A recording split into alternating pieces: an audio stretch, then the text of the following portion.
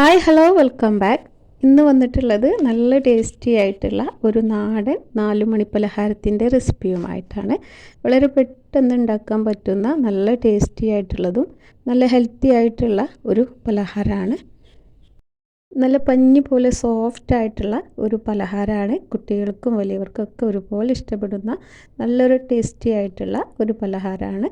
അപ്പോൾ ഇതെങ്ങനെ റെഡിയാക്കി എടുക്കുന്നത് നോക്കാം. അതിനായിട്ട് വീഡിയോയിലേക്ക് പോകാം. അപ്പോൾ അതിനായിട്ട് ഞാനിവിടെ എടുത്തു വെച്ചിട്ടുള്ളത് 1 ഗ്ലാസ് അളവിൽ പുട്ടുപൊടിയാണ്. നമ്മൾ സാധാ പുട്ടൊക്കെ ഉണ്ടാക്കാൻ പാക്കറ്റിൽ നിന്ന് കടയിൽ നിന്നൊക്കെ വാങ്ങുന്ന ആ ഒരു തരിയുള്ള പുട്ടുപൊടിയാണ് ഇതിലേക്ക് വേണ്ടത്. സാധാ അരിപ്പൊടി കൊണ്ട് ചെയ്തെടുത്താൽ നല്ല ഇത്രയും സോഫ്റ്റ് ഉണ്ടാവില്ല ഈ ഒരു സ്നാക്കിന്. അപ്പോൾ നിങ്ങൾ പുട്ടുപൊടി തന്നെ എടുക്കുക. ഇനി നമ്മൾ ഇതിലേക്ക് വേണ്ടത് തേങ്ങയാണ്. ഞാനിവിടെ ഒരു 1/2 കപ്പ് തേങ്ങ ചിരകിയതും കൂടെ എടുത്ത് വെച്ചിട്ടുണ്ട്. ഇനി നമുക്കിത് എങ്ങനെ റെഡിയാക്കി എടുക്കുന്നത് നോക്കാം. അപ്പോൾ ആദ്യം നമ്മൾ മിക്സിയുടെ ഒരു ജാറിലേക്ക് ഈ ഒരു തേങ്ങ നമ്മൾ ചേർത്ത് കൊടുക്കുക. അപ്പോൾ ഞാൻ മുഴുവനും തേങ്ങ ഇതിലേക്ക് ചേർത്ത് കൊടുത്തിട്ടുണ്ട്. ഇനി ഇതിലേക്ക് ഒരു 3/4 ടീസ്പൂണോളം ചെറിയ ജീരകം കൂടെ ചേർത്ത് കൊടുക്കുന്നുണ്ട്. ഇത് രണ്ടും കൂടെ ഒന്ന് മിക്സാക്കി എടുക്കുക. ജസ്റ്റ് ഒന്ന് ക്രഷ് ചെയ്തെടുത്താൽ മതി. അപ്പോൾ ഞാൻ രണ്ടും കൂടെ ഒന്ന് ജസ്റ്റ് ഒന്ന് ക്രഷ് ചെയ്തെടുത്തിട്ടുണ്ട്. ഈ ജീരകമൊക്കെ ഒന്ന് മിക്സായി കിട്ടുന്നത് വരെ. ഇനി നമുക്കൊരു പാനിലേക്ക് 2 ഗ്ലാസ് വെള്ളം ഒഴിച്ച് കൊടുക്കുന്നുണ്ട്. അപ്പോൾ 1 ഗ്ലാസ് പുട്ടുപൊടിക്ക് 2 ഗ്ലാസ്, അതല്ലാന്നുണ്ടെങ്കിൽ 1.25 ഗ്ലാസ് വെള്ളമാണ് ഒഴിച്ച് കൊടുത്തിട്ടുള്ളത്.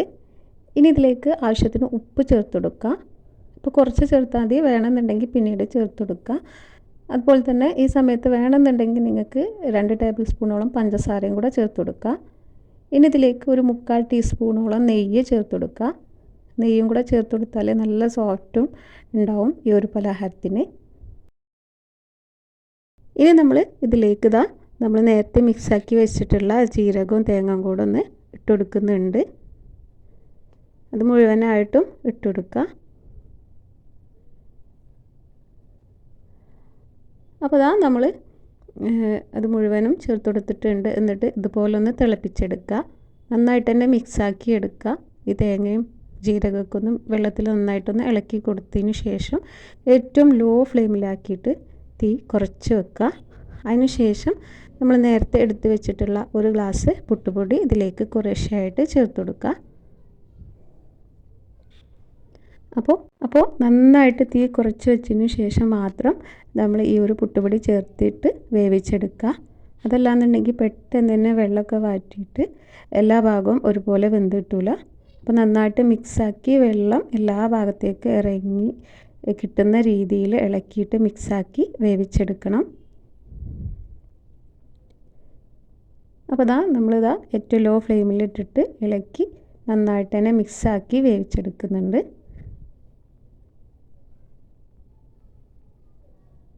അപ്പോൾ ഈ സമയത്ത് നിങ്ങൾക്ക് വേണമെന്നുണ്ടെങ്കിൽ ഈ വെള്ളത്തിലേക്ക് പഞ്ചസാരയും ചേർത്ത് കൊടുക്കുക. ഞാനിവിടെ പഞ്ചസാര ചേർത്ത് കൊടുത്തിട്ടില്ല. വേണമെന്നുണ്ടെങ്കിൽ പഞ്ചസാര ചേർത്ത് കൊടുക്കുക. അപ്പോൾ നമ്മുടെ പുട്ടുപൊടിയൊക്കെ ഇവിടെ വെന്ത് റെഡിയായിട്ട് വന്നിട്ടുണ്ട്. ഇനി ഇത് നമുക്ക് തീ ഓഫ് ചെയ്തിട്ട് ഒന്ന് ചൂടാറാനായിട്ട് വെയിറ്റ് ചെയ്യാം. അപ്പോൾ ജസ്റ്റ് ഒന്ന് ചൂടാറിയാൽ മതി. നമുക്ക് കൈ കൊണ്ട് ഉരുട്ടിയെടുക്കാൻ പാകത്തിൽ ചൂടാറി കിട്ടിയാൽ മതി. ജസ്റ്റ് ഒന്ന് ചൂടാറിയതിന് ശേഷം നമ്മൾ കൈ വെച്ചിട്ട് ഇതുപോലെ കുറേശ്ശെ ഇതിൽ നിന്ന് എടുത്തിട്ട് ഇതുപോലെ റൗണ്ടാക്കിയിട്ട് ബോൾസാക്കി എടുക്കുക. അപ്പോൾ ഞാനിവിടെ അത്യാവശ്യം ഒരു മീഡിയം സൈസിലുള്ള ഒരു ബോൾസ് ആക്കിയിട്ടാണ് എടുത്തിട്ടുള്ളത്. ഇതുപോലെ നമുക്ക് ബാക്കിയുള്ളതും ഇതുപോലെ തന്നെ ചെയ്തെടുക്കാം. അപ്പോൾ ഞാൻ ബാക്കിയുള്ളതും ഇതുപോലെ തന്നെ ഒരു പ്ലേറ്റിലേക്ക് ആദ്യം തന്നെ റെഡിയാക്കി എടുക്കുന്നുണ്ട്. അപ്പോൾ നിങ്ങൾക്ക് വേണമെന്നുണ്ടെങ്കിൽ ഇതിലും ചെറിയ ബോൾസാക്കി എടുക്കാം. അപ്പോൾ ഞാൻ മുഴുവനും ഇവിടെ റെഡിയാക്കി വെച്ചിട്ടുണ്ട്. ഇനി നമുക്ക് വേവിച്ചെടുക്കാം. അപ്പോൾ അതിനായിട്ട് ഞാൻ ആവി കയറ്റി വേവിക്കുന്ന പാത്രത്തിൽ ഒരു വാഴയില വെച്ച് കൊടുത്തിട്ടുണ്ട്. എന്നിട്ട് അതിന് മേലേക്ക് ഈ ഒരു ബോൾസ് ഓരോന്നും നമ്മൾ ചേർത്ത് കൊടുക്കുക. വാഴയിലേക്ക് പകരമായിട്ട് ജസ്റ്റ് ഒന്ന് ഓയിലൊന്ന് ഒരു പാത്രത്തിൽ തടവി കൊടുത്താലും മതി. അപ്പോൾ അത് മുഴുവനും ഞാനിവിടെ നിരത്തി വെച്ച് കൊടുത്തിട്ടുണ്ട്. ഇനി ഇത് നമുക്ക് അടച്ചു വെച്ചിട്ട് ഒരു 10 മിനിറ്റ് ആവി കയറ്റി വേവിച്ചെടുക്കാം. അപ്പോൾ ഇനി ഞാൻ അടച്ചു വെച്ചിട്ട് ഒരു 10 മിനിറ്റ് ആവി കയറ്റി വേവിച്ചെടുക്കുന്നുണ്ട്. കൂടുതൽ സമയം വെച്ചിട്ട് വേവിച്ചെടുക്കരുത്, അങ്ങനെ ആവുമ്പോൾ അത് നന്നായിട്ട് ഹാർഡായിട്ട് വരും. അപ്പോൾ നമ്മുടെ ഒരു 10 മിനിറ്റൊക്കെ കഴിഞ്ഞിട്ടുണ്ട്. ഇനി നമുക്ക് തുറന്ന് നോക്കാം. അപ്പോൾ നമ്മുടെ പലഹാരം ഇവിടെ വെന്ത് റെഡിയായി വന്നിട്ടുണ്ട്. ഇനി നമുക്കിത് തീ ഓഫ് ചെയ്ത് വെക്കാം. അതിന് ശേഷം തീ ഓഫ് ചെയ്തതിന് ശേഷം വേണമെന്നുണ്ടെങ്കിൽ മാത്രം നിങ്ങൾക്ക് കുറച്ചും കൂടി തേങ്ങ ഇതിന് മേലേക്ക് ഇതുപോലെ ചേർത്ത് കൊടുക്കുക. അപ്പോൾ ഒരു ചൂടിൽ കിടന്നിട്ട് നമ്മുടെ തേങ്ങ ജസ്റ്റ് ഒന്ന് വെന്ത് കിട്ടുകയും ചെയ്യും. ഇനി നമുക്ക് ചൂടാറിയതിന് ശേഷം നമുക്കിത് പ്ലേറ്റിലേക്ക് മാറ്റി കൊടുക്കാം. അപ്പോൾ ഈ സമയത്ത് വേണമെന്നുണ്ടെങ്കിൽ നിങ്ങൾക്ക് പഞ്ചസാരയോ ശർക്കര പൊടിയോ ഇതിൻ്റെ മേലേക്ക് ഇതുപോലെ ഒന്ന് വെതറി കൊടുത്താലും മതി. അപ്പോൾ നമ്മുടെ പലഹാരം ഇവിടെ റെഡി ആയിട്ടുണ്ട്. ഞാനതൊന്ന് പ്ലേറ്റിലേക്ക് മാറ്റി കൊടുക്കുന്നുണ്ട്. അപ്പോൾ നല്ല ടേസ്റ്റി ആയിട്ടുള്ള നല്ല ഹെൽത്തി ആയിട്ടുള്ള ഒരു പലഹാരമാണ്. എന്തായാലും ഒന്ന് ഉണ്ടാക്കി നോക്കുക. നല്ല പഞ്ഞി പോലെ സോഫ്റ്റ് ആയിട്ടുള്ള ഒരു അടിപൊളി ആവിയിൽ വേവിച്ചെടുത്തിട്ടുള്ള ഒരു പലഹാരമാണ്.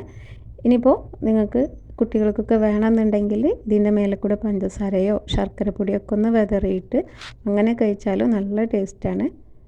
അപ്പോൾ എന്തായാലും ഒന്ന് ട്രൈ ചെയ്ത് നോക്കുക. എന്നിട്ട് ഫീഡ്ബാക്ക് അറിയിക്കാൻ മറക്കരുത്. അതുപോലെ തന്നെ ചാനൽ സബ്സ്ക്രൈബ് ചെയ്യാതെ വീഡിയോ കാണുന്നവരുണ്ടെങ്കിൽ സബ്സ്ക്രൈബ് ചെയ്ത് സപ്പോർട്ട് ചെയ്യാനും മറക്കരുത്. അപ്പോൾ ഇന്നത്തെ ഈ വീഡിയോ ഇഷ്ടപ്പെട്ടെന്ന് വിചാരിക്കുന്നു. പുതിയ വീഡിയോയുമായിട്ട് വീണ്ടും കാണാം. Thank you.